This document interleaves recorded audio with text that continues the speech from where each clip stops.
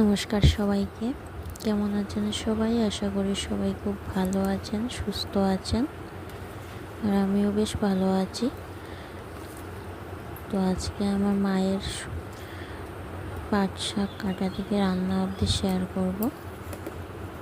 বিকেলবেলা দুপুরবেলা ভাত টাত খাওয়ার পর মা পাট শাক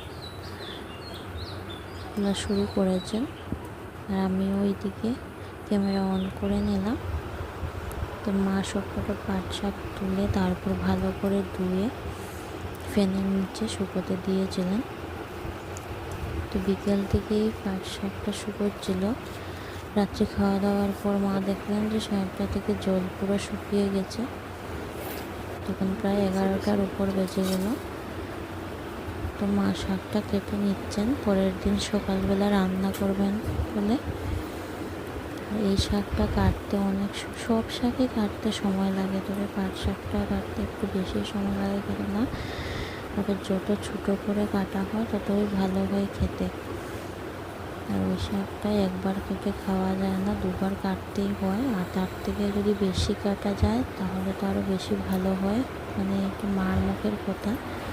তো তার জন্য মা রাত্রিবেলায় শাকটা কাটাকুটি করে রাখছেন, পরের দিন সকালবেলা রান্না করবেন বলে।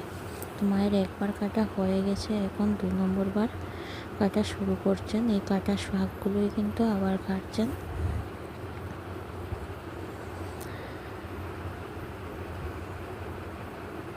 আর এই শাকটা খেতে কিন্তু বেশ ভালোই লাগে। তো আমাদের এখানে এই পাট শাককে বলা হয় নালি শাক। এখানে সবাই নালি শাক বলে, সবাই কিন্তু জানে এটাকে পাট শাকও বলা হয়, কিন্তু সবাই এটাকে নালি শাক বলে। বিভিন্ন জায়গায় বিভিন্ন নামে এই শাকটা পরিচিত হতে পারে। আমার এই দুটো নামই জানা আছে।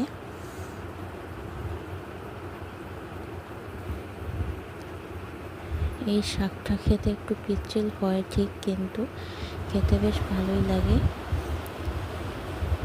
এটা বর্ষাকালীন শাক। আর আমাদের করে একদম অন্যরকম এই শাকটা রান্না করা হয়। আপনারা পুরো ভিডিওটা দেখলে বুঝতে পারবেন। আমাদের করে এই শাকটা রান্নাতে খুব বেশি ইনগ্রিডিয়েন্টস ব্যবহার করা হয় না, একদম কম ইনগ্রিডিয়েন্টসে কিন্তু এই শাকটা খেতে খুবই ভালো হয়। আমার তো খুবই ভালো লাগে।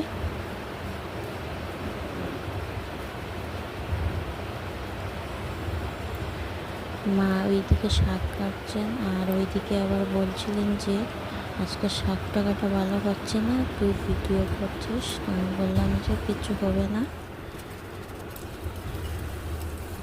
আসলে তাড়াহুড়ো করে কাটছেন, সময় হাতে খুব কম আছে। রাত্রি 11টা বেজে গেছে, তার জন্য দুবারই কাটলেন, নাহলে 3-4 বার কাটলে আরও ভালো হয়। চলে আসলাম পরের দিন সকালবেলায়।